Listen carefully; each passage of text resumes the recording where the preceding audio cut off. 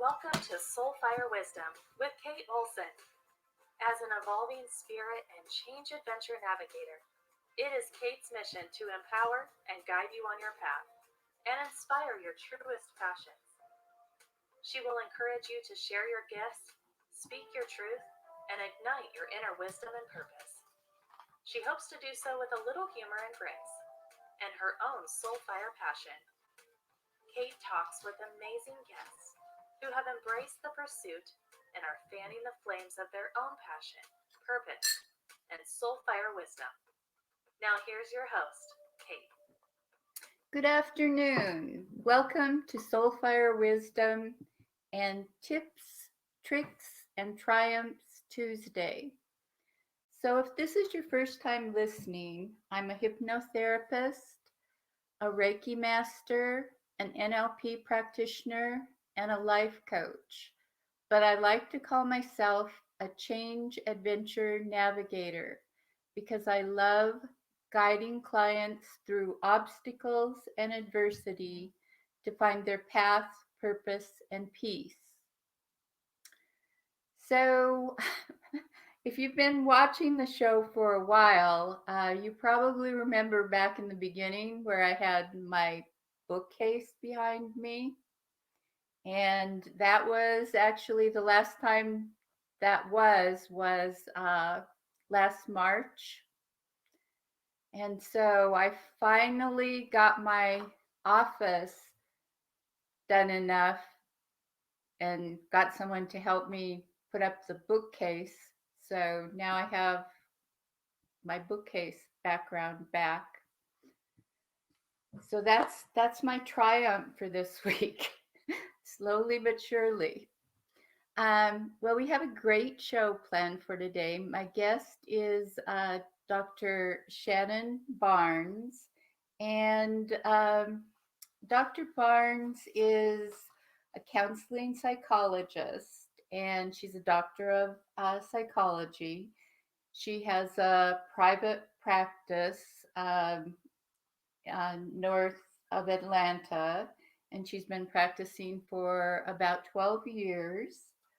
And during that time, her clinic has really grown. She actually has seven other therapists on staff now. And as a result of that, she was able to follow another one of her passions and go back to school uh, to pursue a graduate degree in fine arts in painting. And in the process of that, or during that time, the opportunity came along for her to purchase a fine arts gallery. And she seized the opportunity. And so now, today, we're going to talk to her about her journey and what it's like with her dual passions. So I'm really excited to introduce her. I actually met Shannon about, I don't know, 5 years ago at the Personal Development Symposium at the Harvard Faculty Club. And when I walked in, and that was the first time I was there, I looked around and everyone was like milling around, getting a really scrumptious breakfast they had and coffee and things. And so I was trying to decide where to sit, and nobody was sitting down except this beautiful blonde lady over in the corner. And so, since she was the only one sitting down, and I saw, oh, that's somebody.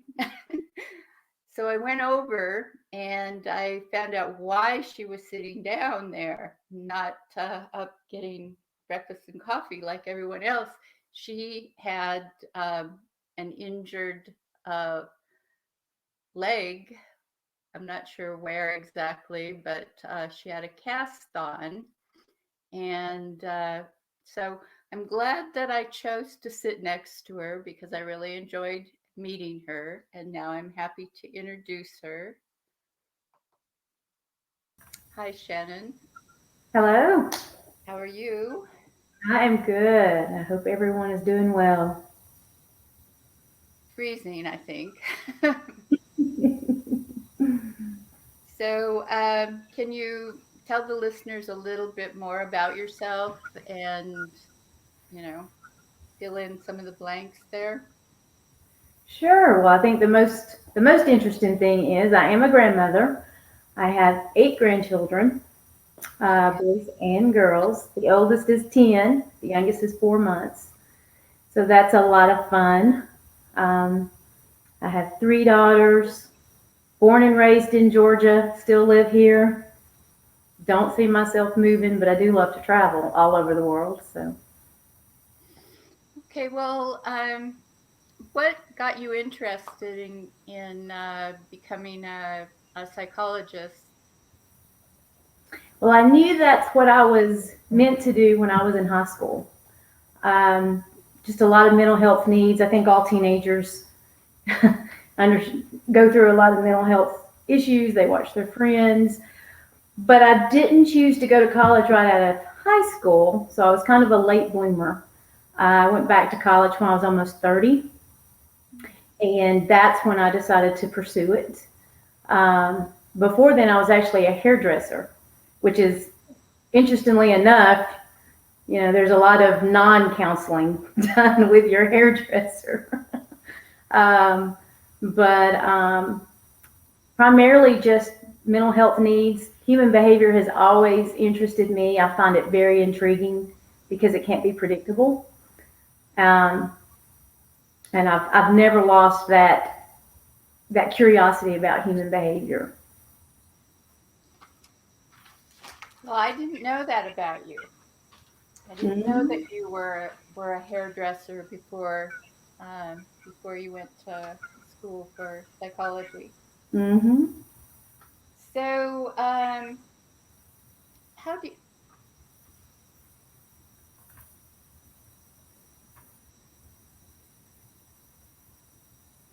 what then made you decide to go back to school for the uh, degree in fine arts?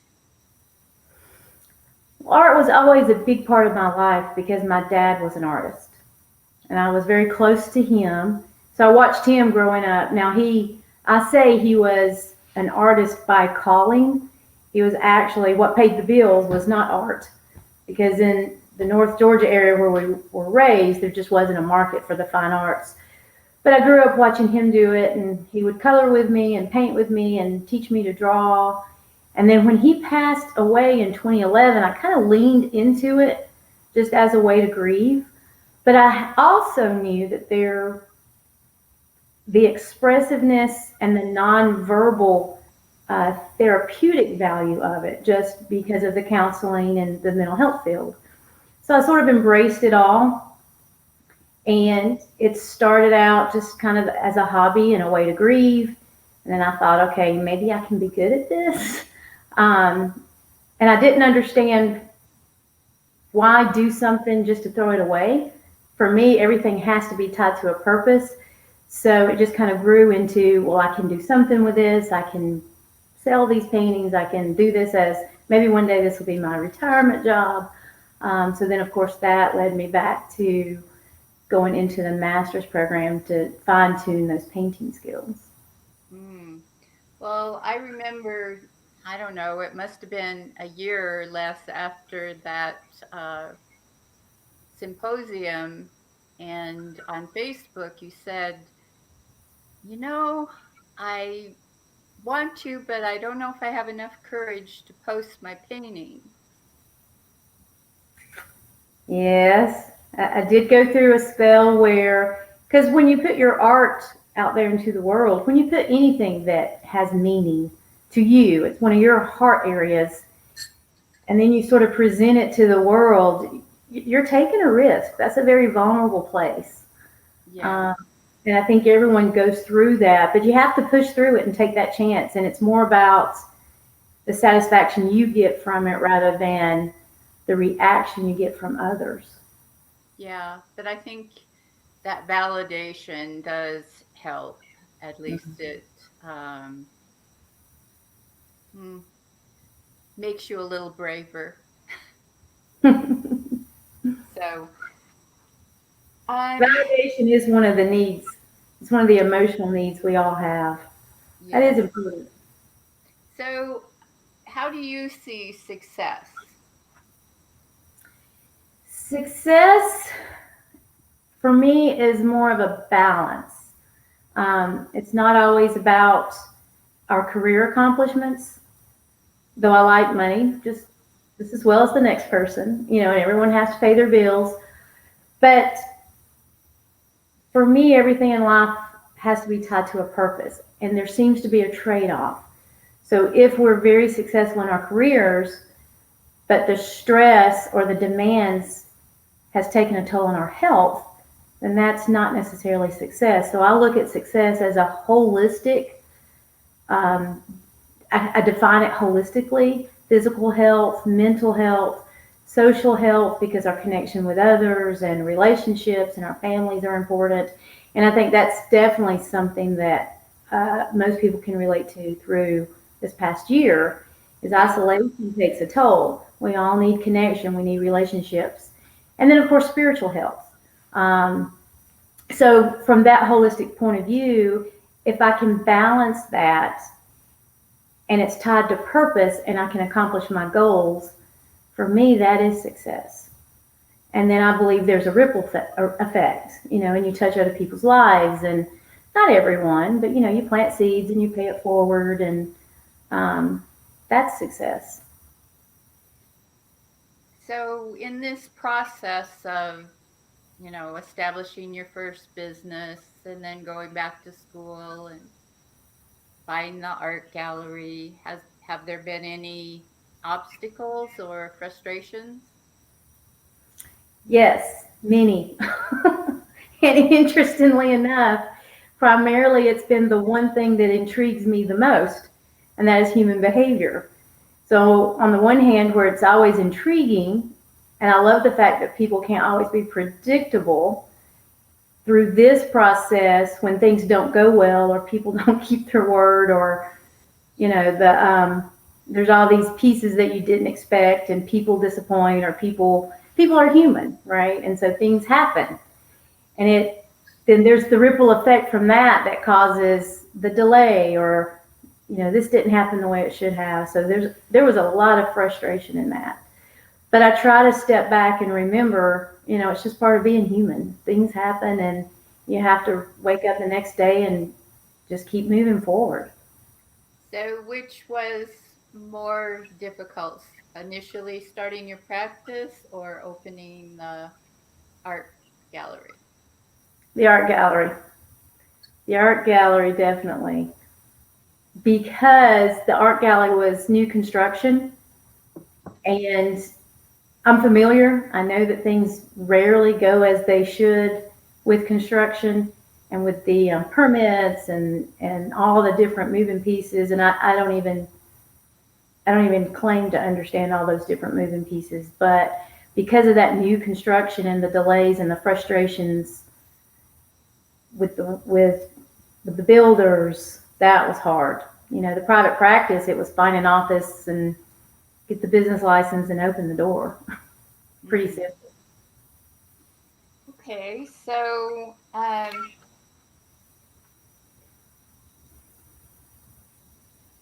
if you could, which we can't, but if you could go back and do something differently, or if you did it again, what would you do differently?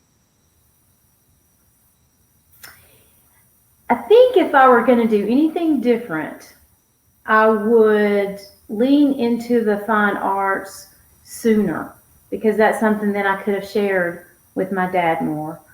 Like I said, it's always been there, but it was one of those things that I just kind of put on the back burner.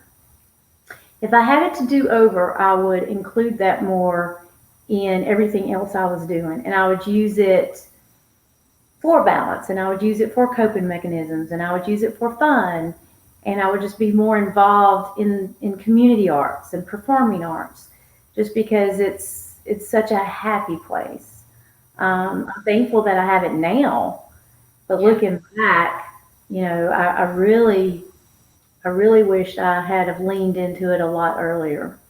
Yeah. Well, that's kind of a, you know, very optimistic um, regret, if you if you want to call it a regret. It's like I wish I would have done this sooner. Yeah. So, what is your favorite type of art or painting that you do? My favorite is more of the traditional art, um, more of the realism or even the impressionism. I love abstract art. I think it's interesting, and the contemporary art, of course, that's the trends these days. But it's rare that you see the traditional art, the realism, the symbolism, or even the impressionism, where the form and the style is almost perfect. Now, the purpose of the abstract is to get away from that and to be more free within that artistic expression. But I think it's becoming such a rarity, and probably because that was my dad. Everything that he painted was just so real looking, um, and it told a story, and there was no doubt what story it was telling. You didn't have to guess and theorize around it. So that's absolutely my favorite. I do love the abstract arts, certain colors, and how the colors just bring peace or bring happiness. And I do love the sculptures, but those more traditional fine arts paintings that you just don't see too often anymore, that would be my favorite. So, do you select and show other artists at your gallery? I do. I have about 9 artists right now that I represent, a variety from everything, abstract, sports art. Now that's been fun. There's an artist that actually, he's world known for some of his sports art, and that was new to me. Um, Who and is that? sculpture, I'm sorry, Who is that? his name is Stephen Lester, Oh, okay. and he Not is who I was thinking of, but he's won several awards, and he's supposed to be going to Tokyo for the Olympics if all that works out. Some of that's been, I think, I don't know the details, but I think COVID has absolutely affected that as well. yeah. Um, but within those artists, they're local, they're out of state. Um, I have one artist who has won awards in Italy, which is in the art world, that's pretty spectacular because art actually originated, over in Italy and France and more over in those countries. So that's been a lot of fun. And I feel very intimidated sometimes because their skill level is, they've been doing it for years and years and years. So intimidated, but also honored. So, Yeah, it's you can still have a really high appreciation level um, you're even if you're judging, like the absolute world class artists, hmm which yeah. so um, you kind of touched on it a little bit, but I wondered what you or if you think there's a link between your two passions. I do. I believe, again, everything in life I feel like is tied to a purpose. Um, and I have a serving heart. You know, as a hairdresser and a cosmetologist, you want people to feel good about themselves and look good. You want them to feel pretty. In the counseling world, you want to help people increase their life satisfaction and their quality of life. In the art world, I believe art speaks to people. It inspires. It can tell stories. It can, someone who's having a bad day can look at that beautiful painting of a sunset and just feel at peace. So I think it's all tied together in terms of just helping people enjoy more positive and balance out. I mean, we live in a negative world, unfortunately. Things happen. Um, it's all about that purpose of having a positive effect on others and hopefully helping others in some way. Yeah. And I actually think being creative, expressing that creativity can be very therapeutic and healing for people.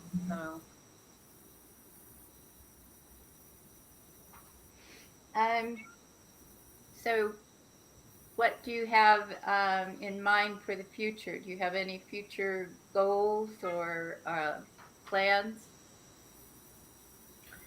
I do. Many, many, many. I've always been a out of the box thinker. So, I kind of daydream a lot too. So I don't know if it's ADHD. I don't know if I'm a daydreamer. Maybe it's wisdom. One day it'll pay off. Well, it has paid off, actually. I will say it has paid off.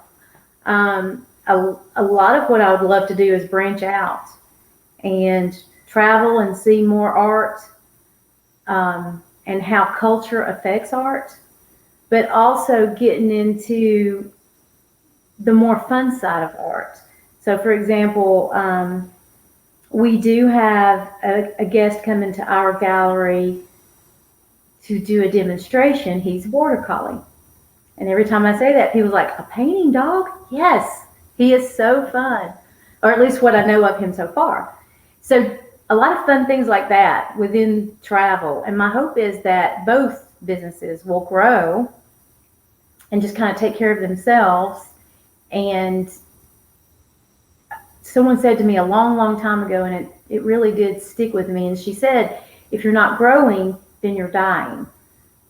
So as long as there's always expansion, always growing, always an evolution to it, not too much change, but an evolution, then I feel like that I'm doing the right thing. And sometimes that's an unknown. You never know the direction, but. Yeah. Well, I really like your answer on that. People have often, people are always, when you're talking about something, they say, well, do you have an idea? And I always say, I have unlimited ideas. Because I do. Some of them are bad. I always have one. So I have a question that's kind of off the subject, but I've been asking all of my guests for a while. So what has surprised you most about life? About life in general? About life so far, because as you said, we don't know what's going to come next, but. I think most of the surprises come from some of the traditional ideas that I was taught growing up. And they have value, but as an adult, and especially in these two fields, or even in my own personal life, with my own children and grandchildren, I'm thinking, wait a minute, that's not true, or that goes against what I was taught. And so the surprise of the expectation of, well, because if you're taught A plus B equals C, and then when that doesn't work out, it is a surprise. And you have to challenge yourself to keep learning and to see out, again, think outside the box. But most of the surprises has come from those expectations that you really think it's a solid expectation, and then it does not happen, or people surprise you, or the cause and effect is not there. Yes. And I'm sure with 8 grandchildren, you've got even more to come. Those kind of surprises. Yes. One recent person told me that what had surprised them most was that you're not done being a parent when your kids grow up. So. And I can relate to that as well. Yes. I think it changes formats, but you'll always be a parent. So, if you could leave the listeners with one thought from today's show, I guess with relation to, you know, pursuing more than one passion as you've done, what would that be? Ask yourself what makes your heart sing, whatever those heart areas are, and explore them. And then just step out and through trial and error, you'll find your way. Don't be afraid to fail. That's how we learn. If your heart's in it, it's a passion. It is worth investing in. But some people don't know what makes their heart sing. So just taking time to really reflect and ask themselves that, and come up with just one or two places to start. Yeah, yeah, that is one of the big um, things that I hear is people saying they don't really know what their passion is or what makes their heart sing, as you say. Mhm. And one thing that works for a lot of people is if you go back to childhood and imagine yourself then and what made you happy then. Because a lot of times we let go of those things that were the beginnings of, our true passions.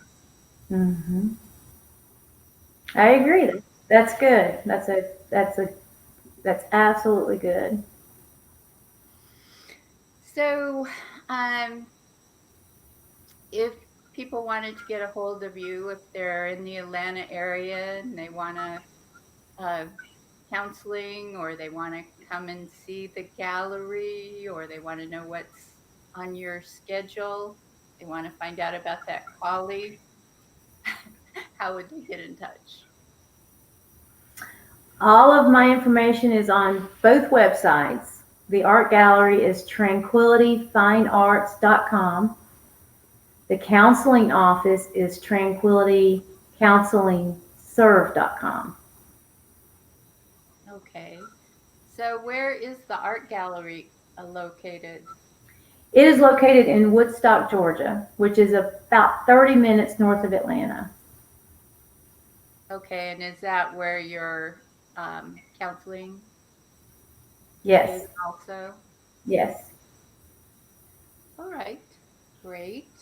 So I'm glad you could be here today and talk about this. I absolutely love that you pursued all of this. Well, this has been an honor. Thank you for having me. I've very much enjoyed this. So I have a little quote for people to carry with them through the week, and that is art is unquestionably one of the purest and highest elements in human happiness. It trains the mind through the eye, and the eye through the mind. As the sun colors flowers, so does art color life. And that was said by John Lubbock, and it's from The Pleasures of Life. So, Like it. yes. So, thank you again, Dr. Shannon. And we have a great show planned for next week. Next week, my guest will be Terry Marie, also known as the Angel Lady. And she does a couple of different things. She does angel readings, but she also is an expert on crystals and stones. And I haven't seen anybody be quite as passionate about crystals and stones as she is. So she's going to come and talk to us about some of the meanings and powers and rituals around crystals and stones. So be sure to join us next Tuesday, 3 p.m. Pacific time, uh, for another show. And I'm just going to say bye for now. And thank you again, Dr. Barnes. Thank you. Stay warm and have a good rest of your afternoon. Thank you for listening to Soul Fire Wisdom with Kate Olson. We hope you enjoyed the show. If we made you laugh, brightened your day, or sparked a new thought, we have succeeded in our mission. Join us next time when we'll share more secrets and truths and all the magic of transformation that is the journey to Soul Fire Wisdom. Always remember, be fierce in the pursuit of what sets your soul on fire.